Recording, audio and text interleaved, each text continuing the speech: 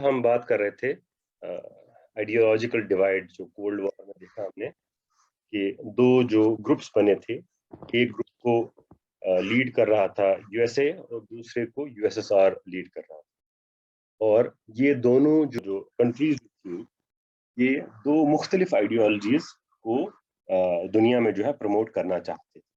और कल हमने बात की थी कम्युनिज्म के बारे में और सोशलिज्म के बारे में हमने बात की थी, और उसके साथ साथ हमने कैपिटलिज्म की बात की थी। ठीक है।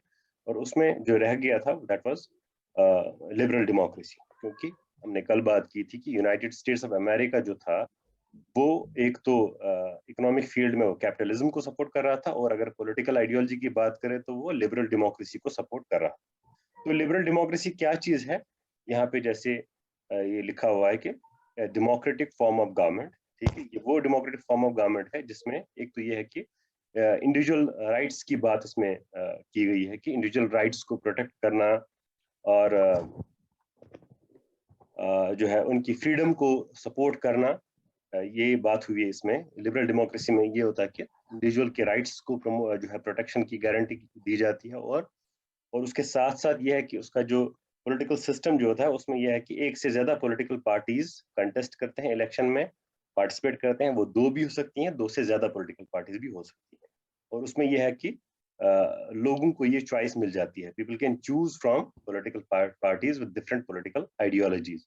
लोगों के लिए चॉइस है, वो उसमें उन पार्टीज में से किसी एक को इलेक्ट कर सकते हैं, उनके पास चॉइस होती है। ठीक है। और इसमें ये चीज है, जो ये लिबरल डेमोक्रेसी होती है, इसमें ऐसा नहीं होता है कि आपको कोई पर्टिकुलर गोल पहले ही, ये किसी पर्टिकुलर मतलब गोल को जो है वो हासिल करने के लिए ये गवर्नमेंट्स नहीं होती हैं। ये गवर्नमेंट सिर्फ इसलिए होती है कि जो लोग चाहें, लोगों की जो डिमांड्स होती हैं उन डिमांड्स को फुलफिल करने के लिए ये गवर्नमेंट्स बन जाती है। इनके पावर जो है लिमिटेड होते हैं, क्योंकि इन गवर्नमेंट्स में लोगों के पास राइट्स होते हैं। ठीक है, इसको हम लिबरल डेमोक्रेसी कहते हैं।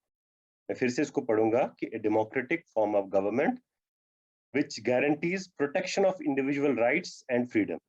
और उसके साथ साथ more than one political party freely compete for power। That means वो इलेक्शन में हिस्सा लेते हैं। जैसे आपने देखा होगा जो आजकल जो है रिप्रेजेंटेटिव फॉर्म ऑफ गवर्नमेंट्स होती है, उसके पीछे जो जो सिस्टम है दैट इज, उसको हम लिबरल डेमोक्रेटिक सिस्टम ही कहते हैं। And people can choose from political parties with different political ideologies and elect their governments. ये जो फॉर्म ऑफ गवर्नमेंट है इसको यूनाइटेड स्टेट सपोर्ट कर रहा था। इसके बरक्स आपको पता है कि जो कम्युनिस्ट यूएसएसआर में जो गवर्नमेंट होती थी वहां पे एक ही पॉलिटिकल पार्टी अलाउड थी, that was communist party of Soviet union. वहां पे मल्टीपल पार्टीज अलाउड नहीं थी, क्योंकि उस हुकूमत का ये मकसद था कि उन्हें कम्युनिज्म एस्टैब्लिश करना था। मतलब जिस तरह से मैंने यहाँ लिबरल डेमोक्रेसी में कहा कि यहाँ पे लोगों की जो मतलब चॉइस है, लोगों की डिमांड्स, उनको फुलफिल करने के लिए लिबरल डेमोक्रेसी बन जाती है। और लोगों की डिमांड्स या लोगों की चॉइसेस या लोगों की नीड्स या लोगों के डिजायर्स वो बदल सकते हैं वक्त के साथ साथ। ठीक है। तो ये गवर्नमेंट्स जो है लिबरल डेमोक्रेटिक गवर्नमेंट्स, ये लोगों की ख्वाहिशात के मुताबिक इनका गोल जो है बदलता रहता है। लेकिन उसके बरक्स जो सोवियत यूनियन में जो गवर्नमेंट हुआ करती थी, उसका सिर्फ एक ही गोल था, वो ये था कि कम्युनिज्म को एस्टैब्लिश करना या सोशलिज्म को एस्टैब्लिश करना। इसीलिए वहां पे एक ही पॉलिटिकल पार्टी अलाउड थी, the party which believed in communism and which believed in socialism. जो सोशलिज्म में बिलीव करती थी और कम्युनिज्म में बिलीव करती थी। वहां पे कोई और पॉलिटिकल पार्टी अलाउड नहीं थी। तो ये तो आइडियोलॉजिकल सिस्टम था। यूएसए सपोर्ट कर रहा था लिबरल डेमोक्रेसी एंड कैपिटलिज्म को, और सोवियत यूनियन सपोर्ट कर रहा था कम्युनिज्म को। इसलिए दोनों मुल्क ये चाह रहे थे कि दुनिया में उनकी जो आइडियोलॉजीज हैं उनको प्रमोट किया जाए, उनको ज्यादा फैलाया जाए। इसलिए दोनों जो है एक दूसरे के मुखालिफ हो गए, एक दूसरे के दुश्मन बन गए। ये तो फर्स्ट एक कॉज था कि आइडियोलॉजिकल डिफरेंसेस दोनों मुल्कों के दरमियान थी। उसके बाद जो बाकी कॉजेज जो है उसमें एक और इम्पोर्टेंट कॉज जो है दैट इज फुलटन स्पीच।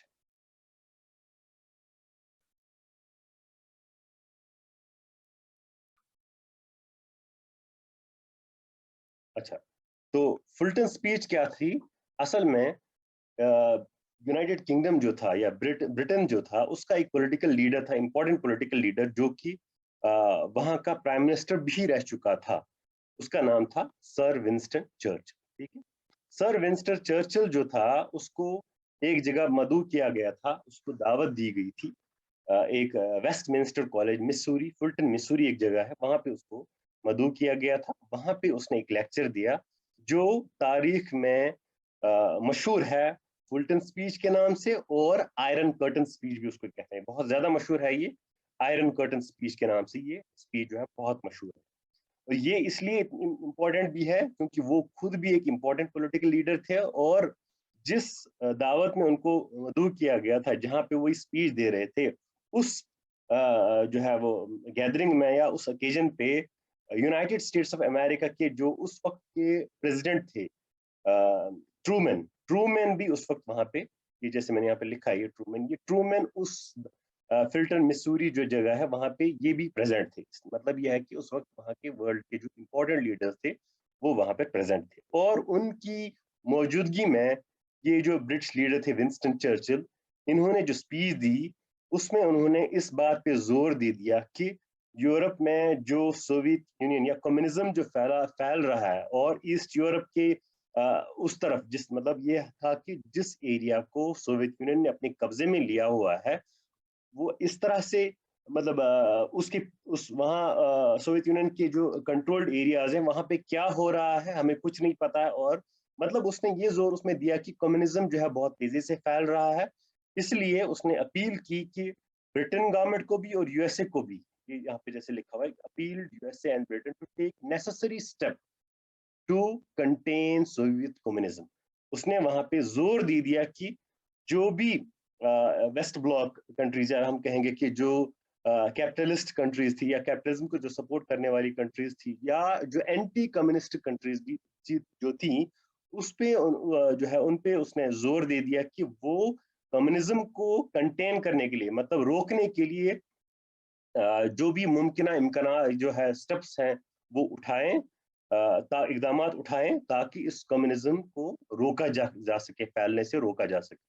क्योंकि ये वो दौर था जिसमें कि यूरोप में बहुत सारी कंट्रीज ऐसी थी जिनको कि खतरा महसूस हो रहा था सोवियत यूनियन से, और ऐसा महसूस हो रहा था कि वहां पे जो कम्युनिज्म जो है वो उनको कम्युनिस्ट फोर्स से खतरा महसूस हो रहा था। तो इस खतरे से जो है आगाह करने के लिए ब्रिटिश मिनिस्टर जो थे, ब्रिटिश लीडर जो थे विंस्टन चर्चिल, उसने इस फुलटन स्पीच में इस बात पे जोर दे दिया कि हमें चाहिए कि हम इस कम्युनिज्म को कंट्रोल करने के लिए एकजुट हो जाए और उसके लिए नेसेसरी स्टेप्स उठाएं। ठीक है, तो इसका मतलब यह है कि उसने ये जोर दे दिया कि कम्युनिज्म को हमें हल्के में नहीं लेना चाहिए, हमें सोवियत यूनियन को हल्के में नहीं लेना चाहिए, बल्कि हमें हर मुमकिन कोशिश करनी चाहिए कि कम्युनिज्म को रोका जा सके।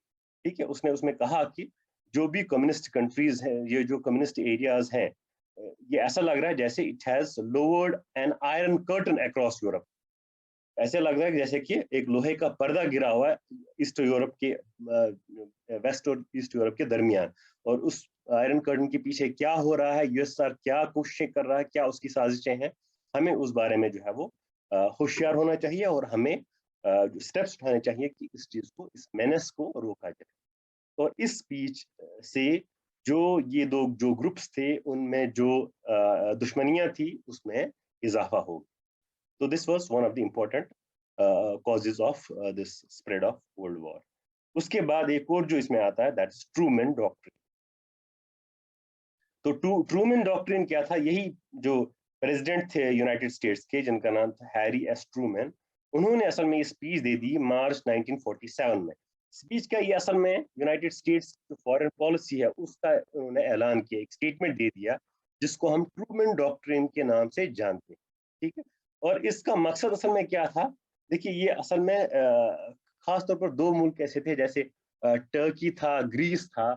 ये दो मुल्क ऐसे थे जिन्हें खतरा था कि टर्की और ग्रीस में कुछ मतलब कम्युनिज्म के वफादार थे, या कम्युनिस्ट पार्टी के कम्युनिज्म के सपोर्टर्स कुछ लोग थे, और वो चाहते थे कि टर्की और ग्रीस में भी कम्युनिज्म को फैलाया जा सके। तो इस वजह से उन्हें सोवियत यूनियन से खतरा महसूस हो रहा।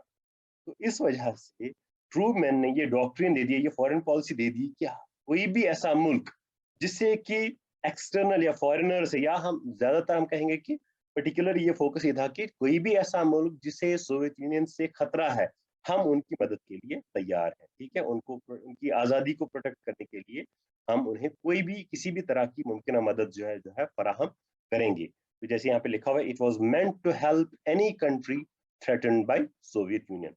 ठीक है, the purpose of this doctrine was to contain the spread of communism. असल में वो चाह रहे थे कि कम्युनिज्म को रोका जा सके, इसको इसको फैलने से रोका जा सके। तो ये ट्रूमैन डॉक्ट्रिन था जो कि यूनाइटेड स्टेट्स के प्रेसिडेंट ने उस वक्त दिया था।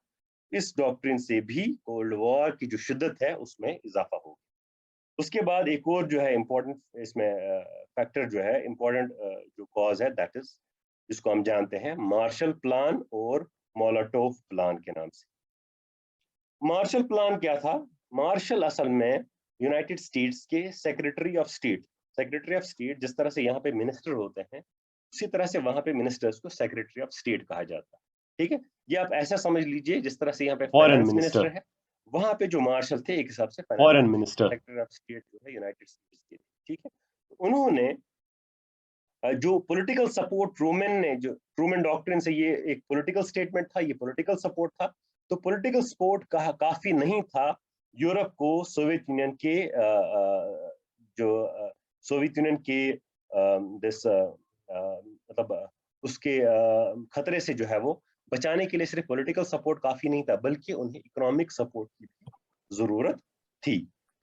इसलिए इस इकोनॉमिक सपोर्ट को फराहम करने के लिए मार्शल जो थे, जॉर्ज मार्शल जो है, उन्होंने जून 1947 में ये प्लान अनाउंस किया जिसका नाम पड़ गया फिर दिस मार्शल प्लान। उसको हम एक और नाम से भी जानते हैं। इस प्लान का मकसद था कि वेस्ट यूरोप जो था उससे, क्योंकि वर्ल्ड वॉर सेकंड की वजह से यूरोप पूरा जो है वो इक्तिसादी तौर पे बहुत ही तबाह हो गया था, इकोनॉमिकली वो बिल्कुल खराब खत्म हो गया था।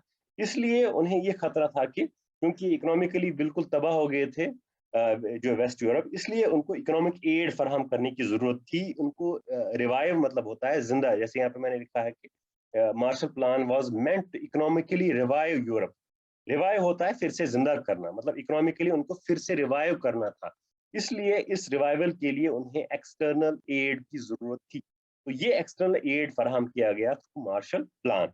इसीलिए हम इसको एक और नाम से भी जानते हैं, यूरोपियन रिकवरी प्रोग्राम।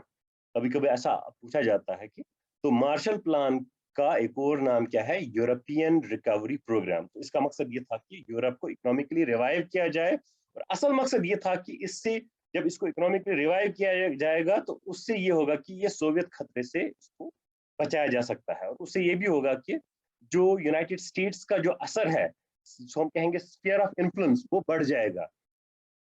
क्योंकि जब वो इकोनॉमिक एड देगा तो जाहिर सी बात है ये सारे जो कंट्रीज हैं वो उसके करीब हो जाएंगी, यूनाइटेड स्टेट्स के करीब हो जाएंगी।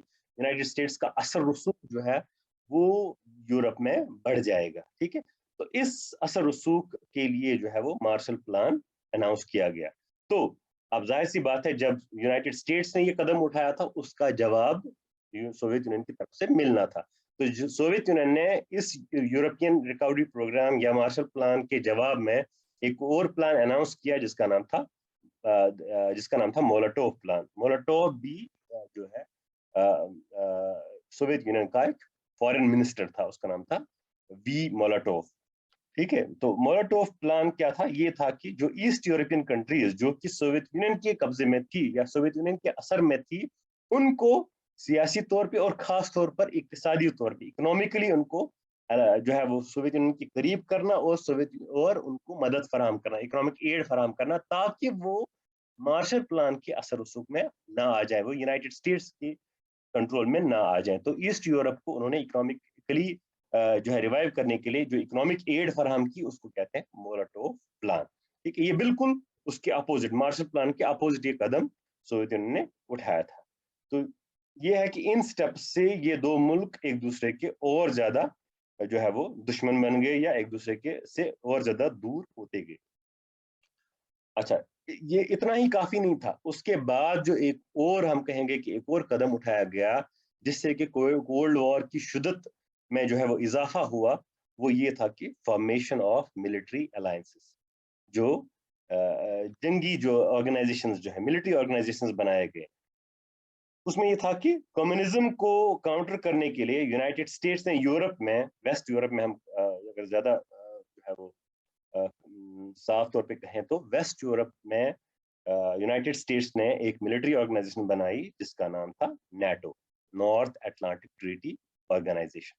ठीक है, तो ये यूरोप में बनाई गई 1949 में, ज्यादा जो हम कहेंगे तो अप्रैल 1949 में ये बनाई गई यूरोप में। और इसका मकसद क्या था? इसका मकसद ये था कि यूरोप को सोवियत यूनियन के जो है खतरे से, हमले से रोका जा सके। ठीक है, तो ये नेटो क्या थी, इसका जो उसूल था उसको हम कहते हैं, ये एक उसूल पे बनी थी जिस उसूल को हम कहते हैं collective security system. Collective security system होता है कि इस ऑर्गेनाइजेशन के जितने भी मेंबर है, अगर एक भी मेंबर पे हमला होगा बाहर से, तो वो ये कंसिडर किया जाएगा कि ये सब पे हमला है, उसको हम कहते हैं। तो इसलिए हर एक मेंबर पे ये फर्ज होगा कि वो उस अपने जो है वो साथी मेंबर को इस सपोर्ट में आ जाए। ठीक है, तो इसका मतलब है कि attack on any one member will be considered as an attack on all the members, इसलिए सब मिल के उस पर हमला करेंगे। ये नेटो का मकसद था, नॉर्थ अटलांटिक ट्रीटी ऑर्गेनाइजेशन। उसकी इसी तरह से साउथ ईस्ट एशिया में जो ऑर्गेनाइजेशन बनाई गई, दैट वाज सीटो, और ये 1954 में बनाई गई। इसमें पाकिस्तान और ये जो फिलीपींस, बैंक, थाईलैंड वगैरह जो है साउथ ईस्ट एशियन स्टेट्स, वो इसकी मेंबर्स थी। इसी तरह से मिडिल ईस्ट में एक और ऑर्गेनाइजेशन बनाई गई जिसका नाम था सेंटो, सेंट्रल ट्रीटी ऑर्गेनाइजेशन। इस सेंट्रल ट्रीटी ऑर्गेनाइजेशन के और भी कुछ नाम थे, जैसे इसको पहले कहते थे मिडिल ईस्ट ट्रीटी ऑर्गेनाइजेशन, मीटो भी कहते थे इसको।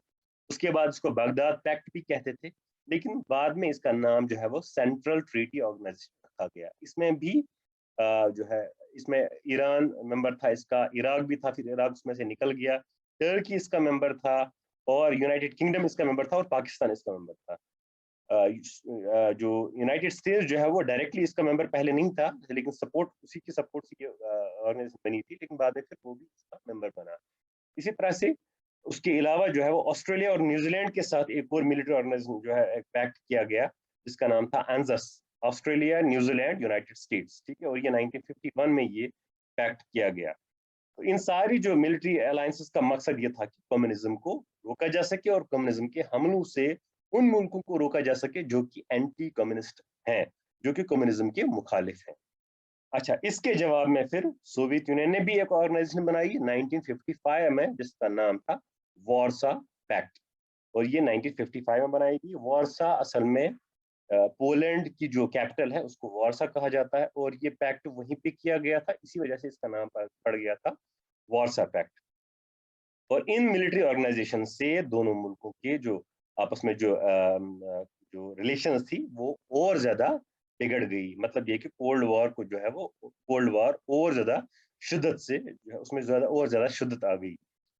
देखिए यहाँ पे मैंने लिखा हुआ भी है कि नेटो वगैरह क्या है। नेटो, ये जैसे लिखा है कि NATO is North Atlantic Treaty Organisation is a military alliance formed in Europe on April 4, 1949। और ओरिजिनली इसके 12 मेंबर्स थे, जो कि अब बढ़कर 30 हो गए हैं। तो organisation declares that armed attack on any member would be regarded as an attack on all of them. इसको हम कहते हैं collective security। Each member would be obliged to help the other.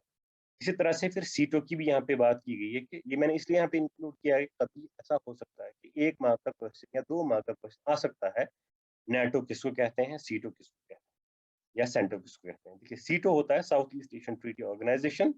It was an international organisation for collective defence in South East Asia, created by Southeast Asia Collective Defense Treaty signed in September 1954। उसके members क्या थे? United states of America, France, United kingdom, New Zealand, Australia, Philippines, Thailand and Pakistan.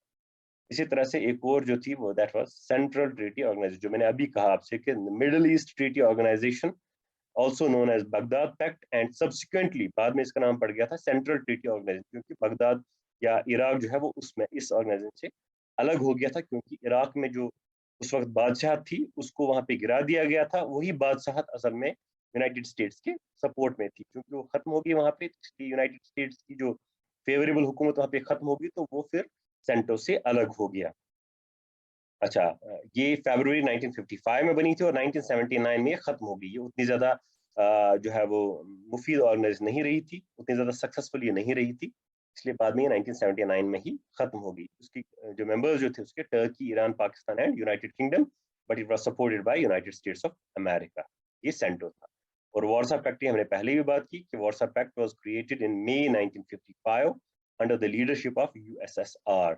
It's main function was to counter NATO forces. इसका मकसद ये था कि NATO forces जो है उनको काउंटर किया जाए. और इसके जो मेंबर्स थे USSR, Poland, east Germany, Hungary and Czechoslovakia, और भी कुछ थे. ये इंपॉर्टेंट मेंबर्स थे. यहाँ पे मैं मेंबर्स की इसलिए यहाँ पे बात की है क्योंकि कभी कभी जो मल्टीपल चॉइस क्वेश्चंस आते हैं तो उसमें ऐसा आ सकता है कि which of the following members is the member this was the member of which of the following countries was the member of Warsaw Pact. तो वहाँ पे थोड़ा बहुत ये आइडिया होना चाहिए कि Warsaw Pact के कौन से मेंबर्स थे इंपॉर्टेंट, ताकि उन मल्टीपल चॉइस क्वेश्चंस को हल किया जा सके. तो हम आगे बढ़ेंगे. इसमें जो और एक इम्पोर्टेंट जो फैक्टर था जो कोल्ड वॉर के जो कॉजेज में, वो है American secrecy over atom bomb. ठीक है. तो यूनाइटेड से आपको जैसे मालूम है कि सेकेंड वर्ल्ड वॉर इख्तिताम किस तरह से हुआ था कि लास्ट में जापान के जो दो शहर थे हिरोशिमा और नागासाकी, उन पे यूनाइटेड स्टेट्स ने एटम बॉम्ब गिराया था. ये अगस्त में हुआ था, 6 एंड 9 ऑफ अगस्त 1945, जिसमें कि इन दो शहरों पे, जापान के दो शहरों पे यूनाइटेड स्टेट्स ने एटम बॉम्ब गिराया था. और हमें ये भी मालूम होना चाहिए कि सेकेंड वर्ल्ड वॉर में यूएसएसआर और यूनाइटेड स्टेट्स एक ही ग्रुप में थे, मतलब वो साथी थे उसमें. लेकिन जब एटम बॉम्ब गिराया गया उसमें यूनाइटेड स्टेट्स में बाकी साथी जो थे, यूनाइटेड किंगडम इनका था, फ्रांस जो एक और मेंबर था एलाइड फोर्सेस का, तो उनको पता था कि यूनाइटेड स्टेट्स एटम बॉम्ब बना रहा है, उसके पास एटम बॉम्ब है. लेकिन यूएसएसआर को इस बारे में कोई भी जानकारी नहीं दी गई थी. और जब जापान के शहरों पे जो एटम बॉम्ब गिराया गया उसके बारे में भी जो सोवियत यूनियन था उसको इस बारे में इतला नहीं की गई.